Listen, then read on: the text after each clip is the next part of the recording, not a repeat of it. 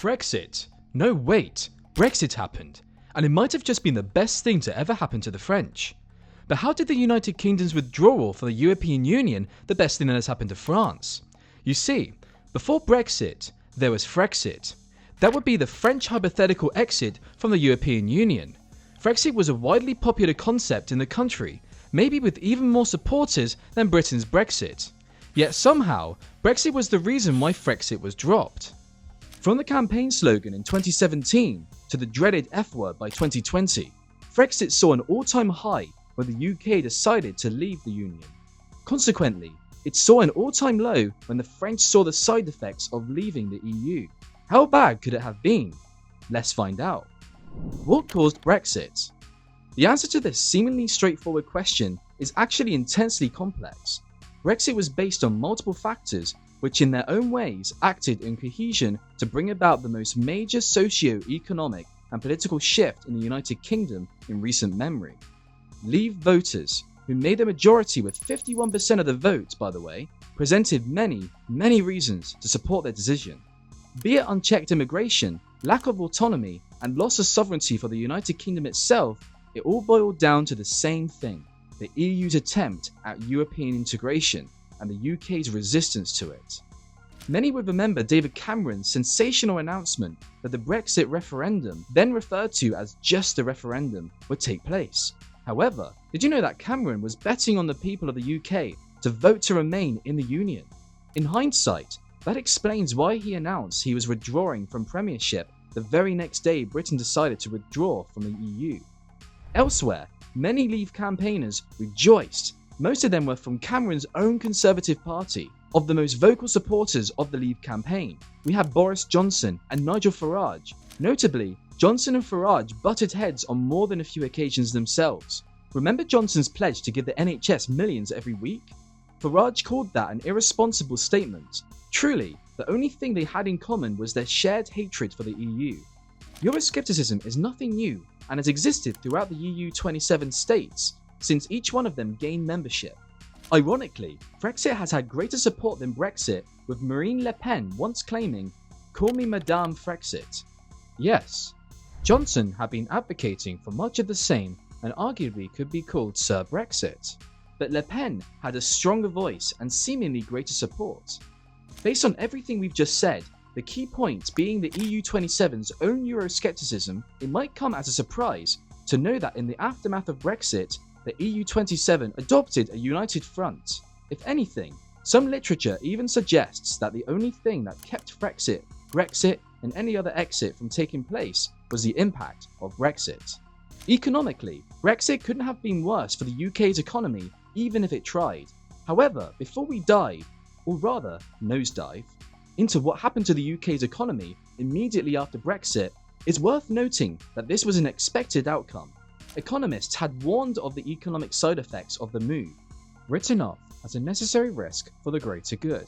In any case, the British pound plummeted, losing around 10% of its value against the US dollar overnight. This depreciation initially boosted the UK's export competitiveness, but also made imports more expensive, leading to rising inflation. By 2017, inflation had reached nearly 3%, causing the cost of living to increase and straining household budgets, especially as wage growth remained stagnant. The Bank of England responded with monetary easing to support the economy, cutting interest rates to historically low levels and injecting more funds through quantitative easing. The business sector faced high uncertainty as companies held off on investments and expansion plans amid unclear post-Brexit trade relationships. Financial services, a major driver of the UK economy, were particularly affected. Several international banks began moving some of their operations out of London to other European cities to secure access to the EU market. Moreover, Brexit-related uncertainty caused delays in decision-making, which industries reliant on complex supply chains, such as automotive and Eurospace, which feared potential tariffs and border delays. By the time the UK formally left the EU in 2020, the economy had already been weakened by years of protracted Brexit negotiations and uncertainty. Economic growth remained sluggish, and while the government promised new trade opportunities, tangible benefits took time to materialize. Additionally, The COVID-19 pandemic in 2020 compounded these challenges, leading to a recession that obscured some Brexit-related impacts. While every member of the EU 27 had reservations about the EU, when it came to Brexit, they presented an almost united front. Now, it wasn't about France or Germany or other states and its relationship with the former member. Now, it was the EU 27 as a whole, a constitution on one end and the United Kingdom on another. This wasn't meant to intimidate or isolate the UK, but it was necessary to appear as one when negotiating with the former member. An important thing to remember here is that the UK could have evoked Article 50 and wiped its hands clean of the EU, but it didn't. Obviously, this was because, despite the skepticism, the EU did provide some benefits, notably the single market. However, inclusion into the single market and all the while withdrawing from the Union wasn't easy, or at least the EU 27 didn't want to make it seem like it was an easy thing to do. Had they allowed the UK to negotiate its own terms, it would have definitely led to more exits among the remaining states. If the EU can get away with it, so can we. That's the exact sentiment that the EU wanted to squash. This is why you might notice how the trade and cooperation agreement didn't allow the UK the same liberties it did to the member states. After the UK's 2016 Brexit vote, which saw 51.9% of Britons choose to leave the EU, French far-right leader Marine Le Pen pledged to hold a similar referendum if she won the presidency. Nicolas Dupont-Aignan also supported an EU exit vote, while François Asselineau, Popular Republican Union, advocated for an immediate withdrawal using Article 50 of the EU's Treaty of Lisbon. Although Le Pen once embraced the Frexit label, calling herself Madame Frexit, in a 2015 interview, the idea lost momentum. By the 2017 election, she had stopped actively pushing for Frexit, influenced partly by the political upheaval Brexit created in the UK. In 2018, Emmanuel Macron suggested that, if given a similar yes or no EU referendum, the French might have leaned towards leaving. However, Brexit's challenges have dampened Frexit enthusiasm. In a 2023 poll, 48% of French respondents preferred remaining in the EU, while 26% would choose to leave, showing Frexit support remains a minority viewpoint. French politics shaped the country's response to Brexit across the Hollande and Macron presidencies. Under Hollande, Brexit initially favoured far-right leader Le Pen, who promoted an anti-EU stance. However, after Macron defeated Le Pen in the 2017 presidential election, her push for leaving the EU and the Euro lost credibility, particularly after her performance in debates. Euroscepticism declined within her party, especially after her advisor Florian Philippon, the main advocate for Euro withdrawal, left to form his own party, Les Patriotes.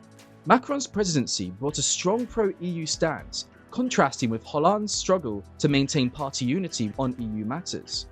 Macron's mandate allowed him to advance a clear EU agenda, despite some challenges. Support for EU membership grew in France after Brexit, reaching a 20-year high by 2017, further dampening Eurosceptic momentum. France, while regretful of the UK's exit, aimed to gain advantages such as increased fishing rights, concessions for Calais, and financial activity shifts from London to Paris. Local deputies saw Brexit as an opportunity to strengthen France's position on trade and access to the UK market. This pro-EU consistency under Macron underscored France's commitment to a stable EU and a pragmatic Brexit outcome. On that note, did you know that Macron threatened Johnson? Well, allegedly threatened him, that is. That's right. In the latest extract from Johnson's Unleashed, the former PM claimed that Macron had weaponized illegal migration in a desperate attempt to undermine Brexit. Johnson stated that Macron, a pro-EU politician, attempted to punish him for making Brexit happen. The only way to do that, avoiding legal troubles, was to turn a blind eye to gang smuggling people across the English Channel. He claimed that the French leader saw Brexit as a terrible snub to the EU and to his view of the world. There were, Johnson argued, a host of issues where, given the chance, he would not hesitate to put his Cuban-heeled booty into Brexit Britain, doling out a punishing beating and leaving Johnson to more or less despair of the French president. Johnson didn't bite his tongue when he spoke of former PM Cameron either. He claimed that the Prime Minister attempted to bribe him for the chief position in his cabinet if he'd advocate for the Remain group instead. That Plus, Boris Johnson accused Cameron of threatening to sabotage him should Johnson continue with his advocacy for the Leave group. But back to Macron for a minute. Johnson and the French president have always had a frosty relationship. From Brexit to the war in Ukraine, the two world leaders never seemed to see eye to eye on anything. Johnson even claimed that Macron was the reason why Britain didn't get a post-Brexit renegotiation deal, the one it was promised for Northern Ireland. During Johnson's first official visit to France as Prime Minister in August 2019, President Macron acknowledged that he was always portrayed as the toughest of the EU lot. And Johnson himself is on record saying that the French were out to shaft the British over Brexit. Truth be told, France had a lot to benefit from Brexit, besides the obvious fact that Paris would now replace London as the centre for many firms because of its inclusion in the single market. France also stood to gain an extra 5 seats in the European Parliament as soon as the UK leaves, while the number of German seats, for instance, would remain the same. France wouldn't have been the only country to benefit from Brexit. However, the firm relocation would have held true for a number of EU 27 countries, including Germany, and Spain also had a chance to gain 5 new seats in Parliament. But France had something more. It had Macron. His biggest challenger at home was a radical right that relied on its promise to conduct a referendum if and when elected. This meant that Macron had to prove that Brexit was the wrong move for the United Kingdom, and that France actually made more by sticking through a few Eurosceptic claims. At a European summit on 2nd of July 2019, Macron exhorted the EU not to be afraid of a no deal if it didn't want to become the hostage of the opposite camp.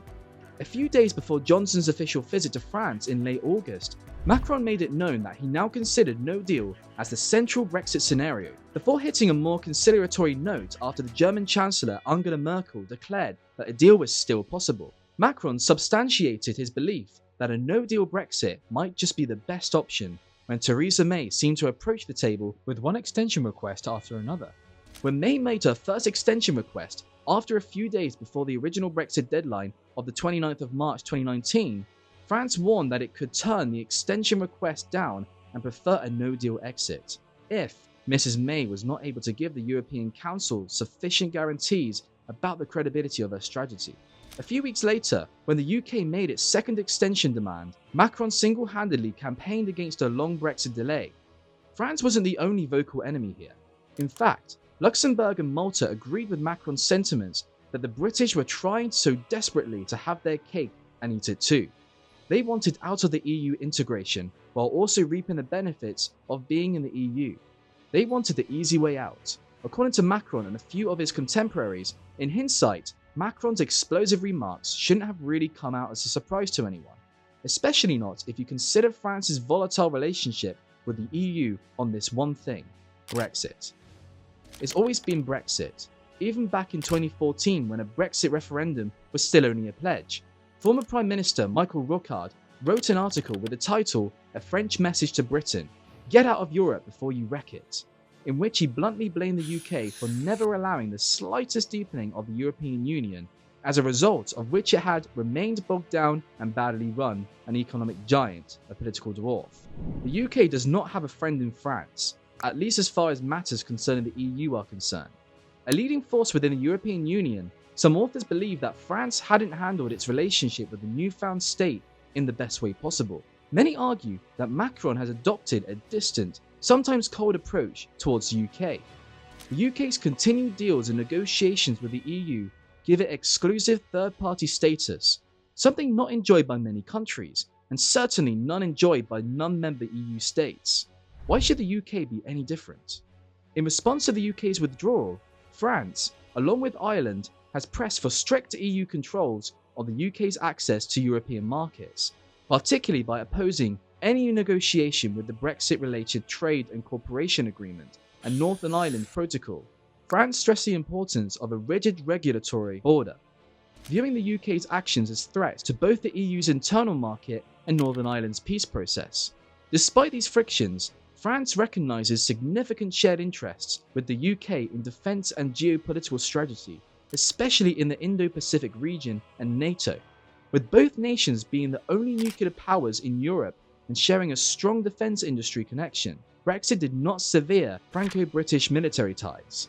The energy crisis sparked by Russia's invasion of Ukraine has led France to work more closely with the UK, particularly on joint projects like the Sizewell nuclear plant.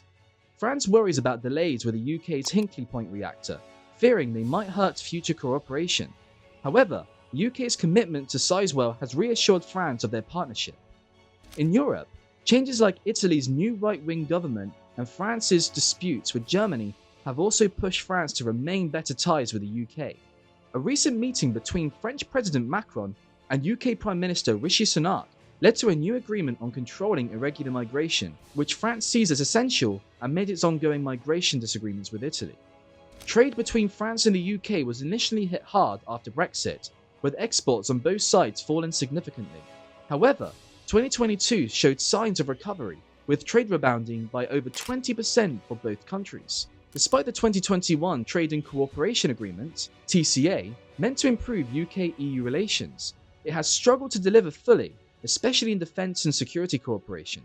France hopes that under Sunak, the UK will be more flexible on some continuous issues, though major changes are unlikely before the UK's 2025 general election. France is cautiously optimistic about the 2023 UK-French summit as a chance to reset relations. Long-term stability, France believes, will need both countries to rethink key policies, particularly on issues like Northern Ireland and border control. With the potential for a more EU-friendly UK government in the future, France sees hope for future cooperation but remains prepared to balance cooperation with diplomatic pressure if needed. Gabriel Attal, the French Prime Minister, shares the President's views on Frexit. It should never happen. Attal, as well as Macron, continuously references the harmful side effects of withdrawing from the EU by referencing Brexit. It's worth noting here that a 2024 Aston report detailing trade relations between the UK and the rest of the world was about to get worse. Yes, it was implied that the downturn was a consequence of Brexit. Don't be like the British who cried after Brexit. A large majority of British people regret Brexit and sometimes regret not turning out to vote or voting for something that was negative for their country. Today, there is more illegal immigration than ever in the UK since they left the European Union. There are massive economic difficulties in the UK because they left the European Union. Attal's comments come after in the wake of Le Pen's national rally gaining widespread support in France. While Le Pen had effectively dropped Frexit as part of her official campaign, Attal warned that should her party come into power, they would introduce provisions that would act against EU law. In her own way, Attal warned, Le Pen would push France out of the European Union. Is that what the people of France want? Is France gaining more from Brexit than we imagined? Should the UK hold another referendum and express a desire for re-entry into the EU?